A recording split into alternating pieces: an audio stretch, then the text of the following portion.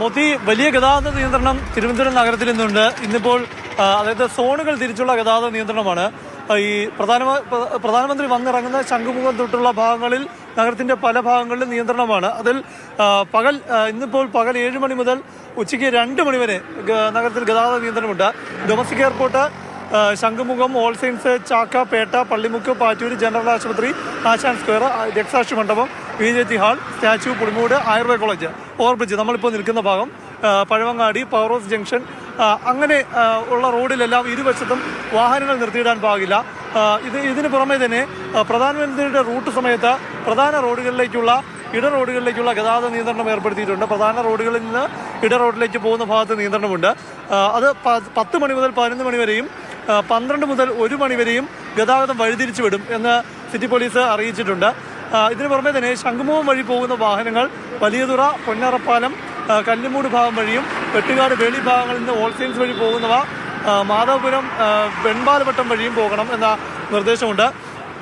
ഇതിന് പുറമെ നഗരത്തിന് പുറത്ത് കഴക്കൂട്ടത്ത് നിന്ന് ചാക്ക വഴി നഗരത്തിലേക്കുള്ള വാഹനങ്ങൾ വഴിതിരിച്ചു വിട്ടിട്ടുണ്ട്. അങ്ങനെ ഒരുപാട് നിയന്ത്രണങ്ങൾ ഇതിൻ്റെ ഭാഗമായി ഏർപ്പെടുത്തിയിട്ടുണ്ട്.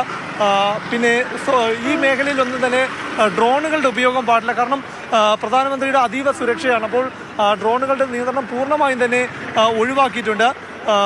ഡൊമസ്റ്റിക് എയർപോർട്ടിൻ്റെ ഭാഗത്ത് നിന്ന് മുതൽ തുടങ്ങുന്ന ഒരു നിയന്ത്രണമാണ്. അത് കഴക്കൂട്ടം മേഖല വരെയുള്ള ഭാഗത്ത് നിയന്ത്രണം ആ രീതിയിൽ തന്നെ ക്രമീകരിച്ചിട്ടുണ്ട്.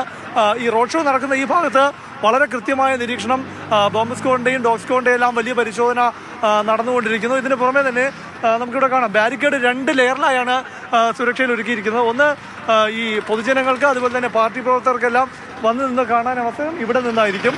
ഈ ഭാഗം എന്നത് സുരക്ഷാ ഉദ്യോഗസ്ഥർക്കാണ്. നമുക്കറിയാം, പോലീസിൻ്റെ സുരക്ഷാ ലെയർ ഒരു നിര വരുന്നത് ഈ ബാരിക്കേഡിന് ഇപ്പുറത്താണ്. അപ്പോൾ പ്രധാനമന്ത്രി ഇവിടെ നിന്ന് സാധാരണഗതിയിൽ റോഡ് ഷോയ്ക്ക് പങ്കെടുക്കുമ്പോൾ അദ്ദേഹം സഞ്ചരിക്കുന്ന കാറിൽ നിന്നുകൊണ്ടാണ് അഭിവാദ്യം ചെയ്യുന്നത്.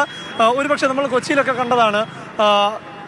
അദ്ദേഹം അവിടെ വന്ന് ഇവിടെ ഓവർബ്രിഡ്ജിൻ്റെ അവിടെ വന്ന് ഇറങ്ങി ഒരുപക്ഷെ നടന്ന് വലിയ അകമ്പടിയോടെ അദ്ദേഹം സുരക്ഷാ അകമ്പടിയോടെ ഈ 1/2 കിലോമീറ്റർ അകലെയുള്ള വേദിയുള്ള പുത്തരിക്കണ്ടം മൈതാനത്തേക്ക് നടന്നു പോകാനുള്ള സാധ്യതയുമുണ്ട്. കാരണം അതെല്ലാം തന്നെ അദ്ദേഹത്തിൻ്റെ മാത്രം തീരുമാനമാണ്. കാരണം സെക്യൂരിറ്റി വളരെ ശക്തമാണ്.